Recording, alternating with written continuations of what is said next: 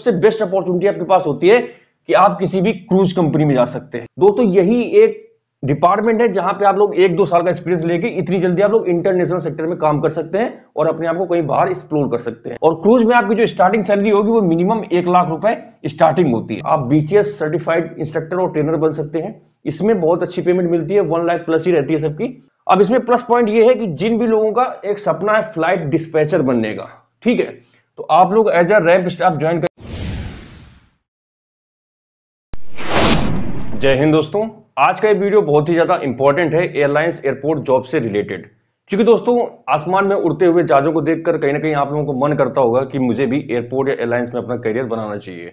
मगर दोस्तों आप लोगों को सही जानकारी ना होने की वजह से आप लोग गलत डिपार्टमेंट चूज कर लेते हैं।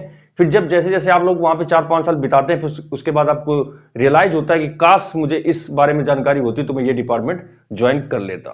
तो दोस्तों आज की इस वीडियो में हम लोग यही बात करेंगे कि एयरपोर्ट में एज ए ग्राउंड स्टाफ कितने डिपार्टमेंट होते हैं और उसमें करियर ग्रोथ क्या है, जिससे दोस्तों आप लोग अपना सिलेक्शन सही डिपार्टमेंट में कर सकें और दोस्तों आप लोग अपनी करियर ग्रोथ बहुत ही अच्छी तरीके से कर सके। इसलिए दोस्तों आज का ये वीडियो बहुत ही ज्यादा इंफॉर्मेटिव होने वाला है। और एक चीज दोस्तों मैं आपको और बता दूं कि मेरा हुलिया देखकर मुझे जज करने की कोशिश मत करना। मेरा नाम नीरज कुमार है और वर्तमान में मुझे 8 साल का एक्सपीरियंस है एज एविएशन सेक्टर में काम करने का।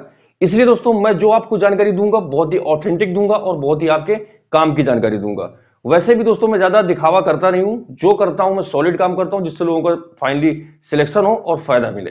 तो दोस्तों आज इस वीडियो में हम लोग बात करने वाले हैं स्पेशली कि कौन कौन से डिपार्टमेंट होते हैं और इसमें करियर ग्रोथ क्या है। तो दोस्तों सबसे पहले हम लोग बात करेंगे कि एयरपोर्ट में कितने डिपार्टमेंट होते हैं mostly as a ground staff जो मोस्टली फ्लाइट में काम करते हैं। होते तो बहुत ज्यादा है मगर हम मेन जो 4-5 डिपार्टमेंट होते हैं उनके बारे में बात करेंगे। पहला हो गया दोस्तों सिक्योरिटी, दूसरा हो गया कस्टमर सर्विस, तीसरा हो गया रैंप, चौथा हो गया कार्गो और पांचवा होगा कैटरिंग। ठीक है, तो आज इन 5 डिपार्टमेंट के बारे में हम लोग बात करेंगे। इनका काम क्या होता है, इसमें करियर ग्रोथ क्या है और आप लोग प्रमोशन किस प्रकार से होगा। ठीक है, तो दोस्तों सबसे पहले हम लोग बात करते हैं सिक्योरिटी की।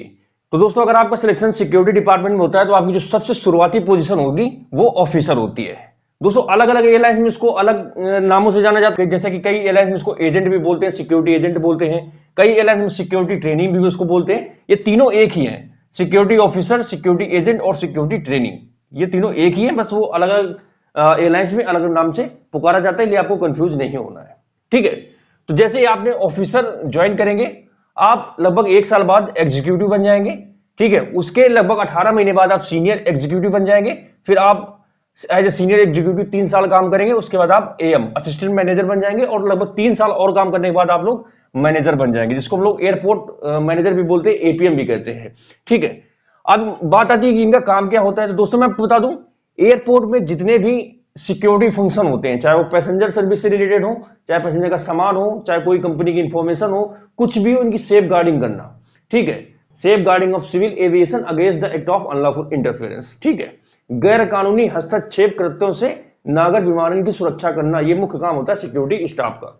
ठीक है, अब इसमें हम लोग बात करते हैं करियर ग्रोथ क्या है। तो दोस्तों ध्यान रखना है, जिसमें मैंने प्लस का निशान लगा रखा है मतलब वो बहुत अच्छा है, जिसमें माइनस लगा रखा है तो मतलब है, मतलब नॉर्मल है। ठीक है, तो प्लस वाले में आप थोड़ा ज्यादा इस चीज को ध्यान करने की कोशिश करें। तो दोस्तों जब भी आप किसी एयरलाइंस में एज ए सिक्योरिटी ज्वाइन करते हैं तो जो सबसे बेस्ट अपॉर्चुनिटी आपके पास होती है कि आप किसी भी क्रूज कंपनी में जा सकते हैं। क्रूज का मतलब मैं आपको बता दूं, जिन लोगों को ना पता हो, जो पानी वाले जहाज होते हैं, आपने टाइटैनिक मूवी देखी होगी जिसमें वो पानी वाला बड़ा वाला जहाज होता है, तो उसमें जितने भी सिक्योरिटी स्टाफ होते हैं, अगर आप लोग वैसी जॉब करना चाहते हैं तो उसके लिए आपको पहले एविएशन सेक्टर में लगभग 2 से 3 साल का एक्सपीरियंस होना चाहिए एज ए सिक्योरिटी, और आप बेसिक एफसेक और स्क्रीनर क्वालिफाइड हैं तो ही आप लोग क्रूज में जा सकते हैं। और क्रूज में आपकी जो स्टार्टिंग सैलरी होगी वो मिनिमम 1 लाख रुपए स्टार्टिंग होती है। ठीक है, इसमें 1 लाख से आपकी स्टार्टिंग है, रहना खाना सब कुछ कंपनी को होता है। आपको जो पूरा पैसा 1 लाख आपको इन हैंड मिल जाएगा और रहने खाने का वो अलग से होता है। जो सबसे बेस्ट चीज है वो है क्रूज में। दोस्तों यही एक डिपार्टमेंट है जहां पे आप लोग 1-2 साल का एक्सपीरियंस लेके इतनी जल्दी आप लोग इंटरनेशनल सेक्टर में काम कर सकते हैं और अपने आप को कहीं बाहर एक्सप्लोर कर सकते हैं। अदरवाइज इसमें आप जैसे इंटरनेशनल एयरलाइंस में जाएंगे तो आपको 6-7-8 साल का एक्सपीरियंस होना चाहिए। ठीक है, उसके बाद ही आप दूसरी जगह जा पाएंगे। मगर क्रूज एक ऐसी लाइन है जहां पर आप 2 साल में अपने आप को इंटरनेशनल सेक्टर में शिफ्ट कर सकते हैं। ठीक है, उसके बाद आप किसी कंपनी में सीएसओ बन सकते हैं। सीएसओ मतलब चीफ सिक्योरिटी ऑफिसर भी बन सकते हैं। उसके बाद आप इंस्ट्रक्टर बन सकते हैं, ट्रेनर भी बन सकते हैं। आप बीसीएस सर्टिफाइड इंस्ट्रक्टर और ट्रेनर बन सकते हैं। इसमें बहुत अच्छी पेमेंट मिलती है, 1 लाख प्लस ही रहती है सबकी। और आप लोग किसी भी इंटरनेशनल एयरलाइंस में अपने आप को एक्सप्लोर कर सकते हैं। आप किसी इंटरनेशनल एयरलाइंस में ज्वाइन कर सकते हैं अगर आप लोग किसी कंपनी में एज ए सिक्योरिटी ज्वाइन करते हैं। ठीक है, तो दोस्तों मैंने इस वीडियो में सिक्योरिटी के काम क्या होते हैं और आपको करियर अपॉर्चुनिटी क्या क्या मिल सकती है और इसके मैंने प्रमोशन भी आपको बता दिए। अब हम लोग बात करते हैं सीएस की। अगर आप लोग किसी कंपनी में as a customer officer join करते हैं, ठीक है, तो ऑफिसर में जैसे ही आप करेंगे 1 साल बाद आप एग्जीक्यूटिव बन जाएंगे, 1 साल से 15 महीने के बीच में। उसके लगभग 18 महीनों बाद आप सीनियर एग्जीक्यूटिव बन जाएंगे। उसके लगभग 2 या 3 साल बाद आप एएम बन जाएंगे। उसके 3 साल बाद आप मैनेजर बन जाएंगे।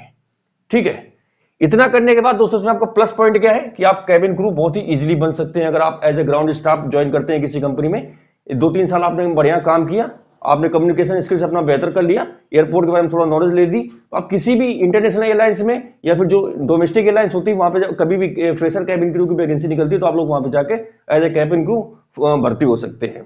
ठीक है, उसका एक्सपीरियंस भी उसमें काम आ जाता है और मोस्टली इस सर्विस में आपका पैसेंजर से इंटरेक्शन होता है तो आपका थोड़ा कम्युनिकेशन और पैसेंजर डीलिंग भी आपको अच्छी तरीके से आ जाती है, जो कि कैबिन क्रू की जो प्रोफाइल से मैच करता है, इसलिए आपको वहां पे प्रेफरेंस भी मिल जाती है। ठीक है, उसके बाद आपकी कंप्यूटर स्किल्स भी अच्छी हो जाएगी। आपको सारा दिन पूरा काम कंप्यूटर में काम करना होता है तो कंप्यूटर के बारे में अच्छी नॉलेज हो जाएगी, आपकी टाइपिंग वगैरह अच्छी हो जाएगी, आपका प्लस पॉइंट है। और माइनस पॉइंट इसमें दोस्तों ये है कि आपने अगर किसी कंपनी में एज ए कस्टमर सर्विस काम किया और आप इंटरनेशनल सेक्टर में जाना चाहते हैं तो उसके लिए आपको दोस्तों कंपटीशन बहुत ज्यादा हाई हो जाता है। यहाँ पे सीएस के लिए बहुत ज्यादा कंपटीशन हाई हो जाता है दूसरे एयरलाइंस में काम करने के लिए। पहली बात एक्सपीरियंस मांगते हैं, उसके बाद थोड़ा कंपटीशन ज्यादा हाई हो जाता है, तो थोड़ा इसमें मेरे हिसाब से इंटरनेशनल सेक्टर में जाने में थोड़ा कठिनाई होती है एज ए सीएस अगर आप ज्वाइन करते हैं। ठीक है, अगर आपका सपना है किसी इंटरनेशनल एयरलाइंस में काम करने का तो मेरे हिसाब से आप एज ए सिक्योरिटी ज्वाइन करें, आप क्रूज में निकल जाएं या फिर इंटरनेशनल सेक्टर में आसानी से किसी भी एयरलाइंस में आप लोग सिक्योरिटी में ज्वाइन कर सकते हैं। ठीक है, अब बात करते हैं हम लोग रैंप की। रैंप ऑफिसर अगर आप किसी कंपनी में ज्वाइन करते हैं तो वही 1 से 1.5 साल में आप एग्जीक्यूटिव बन जाएंगे, 1.5 साल में सीनियर एग्जीक्यूटिव और लगभग 2 से 3 साल में असिस्टेंट मैनेजर और 3 से 4 साल में आप मैनेजर बन जाएंगे। ठीक है, यहां पे पहुंचते पहुंचते आपको 7 से 8 साल लग जाएंगे। इनका काम क्या होता है? इनका काम होता है जो रैंप में जितने भी ऑपरेशन होते हैं उनको इंश्योर करना, जहाज कहां पे लगेगा, कब आएगा, कब जाएगा, on time performance, loading unloading, और वहां पे स्टाफ कौन कौन सा है, कितने स्टाफ की रिक्वायरमेंट है, कौन कौन सा इक्विपमेंट लगेगा, तो सारा ये लोग मतलब वहां पे इंश्योर करते हैं। उसके बाद जो अदर डिपार्टमेंट होते हैं सिक्योरिटी और कस्टमर सर्विस, उनसे ये लाइजनिंग करते हैं, बोर्डिंग कराइए, इतना टाइम हो रहा है, ऑन टाइम परफॉर्मेंस निकालना होता है, तो सारी चीजें भी इनको इससे करना होता है। लोडिंग अनलोडिंग सब कुछ स्टाफ का और इक्विपमेंट का सारा कुछ इन्हीं को देखना होता है। अब इसमें प्लस पॉइंट ये है कि जिन भी लोगों का एक सपना है फ्लाइट डिस्पैचर बनने का, ठीक है, तो आप लोग as a ramp staff join करेंगे, आप फ्लाइट डिस्पैचर बन सकते हैं। या इंटरनेशनल और डोमेस्टिक दोनों एयरलाइंस के लिए आपको फायदेमंद है। ठीक है, आपने किसी कंपनी में as a ramp staff join किया तो आप लोग 4-5 साल का एक्सपीरियंस लेने के बाद आप लोग अपने आप को इंटरनेशनल सेक्टर में या किसी भी अच्छी डोमेस्टिक एयरलाइंस में एज अ फ्लाइट डिस्पैचर अपने आप को मतलब ज्वाइन कर सकते हैं। ठीक है, और आप किसी भी इंटरनेशनल एयरलाइंस में भी जा सकते हैं, आप फ्लाइट डिस्पैचर के रूप में आसानी से चले जा सकते हैं, मगर 5-6 साल का यहाँ पे एक्सपीरियंस होना चाहिए। ठीक है, अब बात आती है कार्गो। जो लोग as a cargo officer join करेंगे तो देखिए कार्गो में थोड़ा अपॉर्चुनिटी थोड़ा सीमित है, इसमें आपको मतलब ज्यादा स्कोप नहीं है। आप जिस भी एयरलाइंस में ज्वाइन करेंगे आप उसी एयरलाइंस में अगर काम करते हैं तो ठीक है, पर अदर एयरलाइंस में उतना स्कोप कार्गो ऑफिसर का और कैटरिंग का नहीं है, इसलिए दोनों को मैं भाई माइनस दूंगा।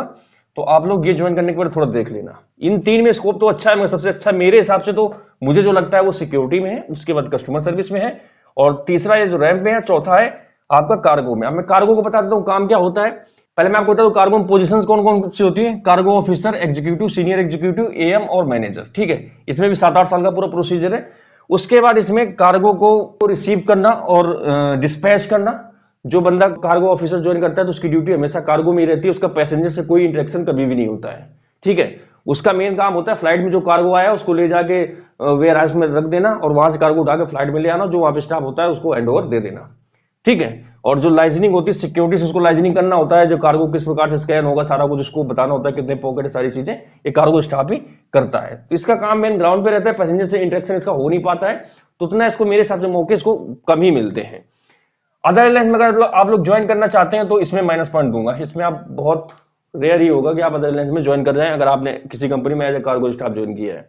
इंटरनेशनल सेक्टर में भी बहुत ही कम चांसेस हैं अगर आप लोग एज ए कार्गो स्टाफ जाना चाहते हैं तो। ठीक है, अब बात करते हैं कैटरिंग ऑफिसर की। अगर आप लोग किसी कंपनी में कैटरिंग ऑफिसर ज्वाइन करते हैं तो आपकी ड्यूटी फ्लाइट किचन में लगेगी। जो भी खाना जहाज में जाता है, जितने भी सामान खाने के पीने के जितने भी चीजें जाती हैं, तो ये वो बंदा होता है जो फ्लाइट किचन में जाके सारे सामान को चेक करता है, उसको सील करता है, उसके बाद उसको ट्रक में लोड कराता है और उसको लोडिंग करा के एयरक्राफ्ट तक छोड़ता है। इसकी ये हो गई ड्यूटी। ठीक है, इसमें भी ठीक है, आपका ड्यूटी जो परफॉर्मेंस एरिया रहेगा वो फ्लाइट किचन से फ्लाइट तक का एरिया रहेगा। आप फ्लाइट किचन से और फ्लाइट तक आपकी ड्यूटी परफॉर्मेंस रहेगी। इसमें भी आपका पैसेंजर से इंटरेक्शन नहीं हो पाता है। इसलिए दोस्तों इसमें भी आप बहुत सीमित से रह जाएंगे।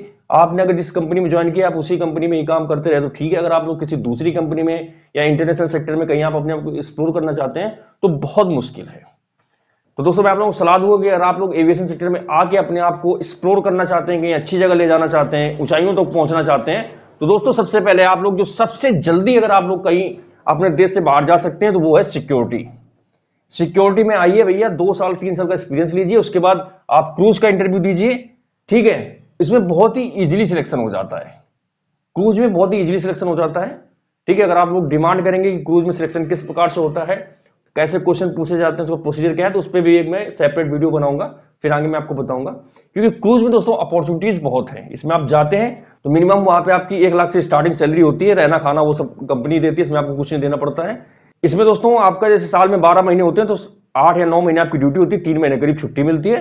तो आप 8-9 महीने कंटिन्यू ड्यूटी करेंगे, 3 महीने के लिए आप अपने देश आ जाइए, यहाँ पे अपना छुट्टी काटिए, उसके बाद फिर आप लोग अगले प्रमोशन के साथ फिर से पहुंच जाइए, फिर कीजिए 8-9 महीने, उसके बाद फिर घर आ जाइए। इसमें ऐसा सिस्टम होता है, जब एक बार आप जाएंगे तो मोटा पैसा लेके आएंगे, तो आपको लगेगा कि आपने जिंदगी में कुछ किया है, आपने कुछ उखाड़ा है, आपके हाथ में कुछ पैसा है। ठीक है, तो आप करियर बनाना चाहते हैं तो आप एज ए सिक्योरिटी ज्वाइन कीजिए किसी भी एयरलाइंस में। उसके बाद आपको बेसिक एब्सेक करना है और स्क्रीनर कर देना है। स्क्रीनर मतलब एक्सरे मशीन जो होती है उसका सर्टिफिकेशन ले लेना है। ठीक है, उसके बाद अच्छी तरीके से आपको सिक्योरिटी को समझ लेना है कि इसकी जॉब रिस्पॉन्सिबिलिटी क्या होती है। ठीक है, उसके बाद आपको पहुंच जाना है इंटरव्यू देने के लिए। इनके इंटरव्यू क्रूज के मोस्टली मुंबई में, गोवा में और चेन्नई कोलकाता में होते हैं। जो सबसे ज्यादा इंटरव्यू होते हैं वो होते हैं मुंबई में। सारे जितने भी कंपनियां हैं जो इनके लिए इंटरव्यू लेती हैं मुंबई में होता है। हालांकि दोस्तों इसके लिए 1-2 कोर्स की रिक्वायरमेंट होती है, जैसे कि STCW हो गया, तो इसके लिए आपको परेशान नहीं होना है। पहले आप लोग यहाँ पे 1-2 साल काम करें, फिर इसके STCW का कोर्स लखनऊ और देहरादून में होता है। तो इंस्टीट्यूट मुझे पता है, जब आप लोग जाएंगे तो मुझे कमेंट करना, मैं आपको बता दूंगा कि कौन सा इंस्टीट्यूट अच्छा है। आप लोग वहां पे जाकर इजीली कर सकते हैं, इजीली हो जाता है, कोई दिक्कत नहीं है। वैसे भी अगर आपको सिलेक्शन हो जाएगा तो आपको टाइम दे देंगे कि अभी आपको हम 2 महीने टाइम दे रहे हैं, इसमें जाके अपना आप STCW का कोर्स कर ले, उसके बाद आप ज्वाइनिंग के लिए आ सकते हैं। बहुत अच्छा प्रोसीजर, लाइफ सेट हो जाएगी, मैं बता रहा हूँ, एक बार मेरे ऊपर भरोसा करो। आप लोग एज ए सिक्योरिटी ज्वाइन करो, 2-3 साल काम करो। कम्युनिकेशन स्किल्स में आपको काम करना होगा। कम्युनिकेशन स्किल्स अगर आपका अच्छा है तो आप इजीली किसी क्रूज में जा सकते हैं। ठीक है, बाकी अगर आपको कोई और जानकारी चाहिए ग्राउंड स्टाफ से रिलेटेड या किसी और जॉब से रिलेटेड जो कि एविएशन सेक्टर में आती है, तो उसके बारे में आप कमेंट करें, मैं डेफिनेटली उसमें वीडियो बनाऊंगा और आप लोगों को क्वेरी है जो सॉल्व करने की कोशिश करूंगा। बाकी आप लोग मेरा सपोर्ट करते रहें, क्योंकि मैं आप लोगों के लिए मेहनत तो कर ही रहा हूँ। बाकी आप लोग तो समझदार है ही। फिर जल्दी मिलेंगे एक नए वीडियो में एक नई जानकारी के साथ, तब तक के लिए जय हिंद, वंदे मातरम।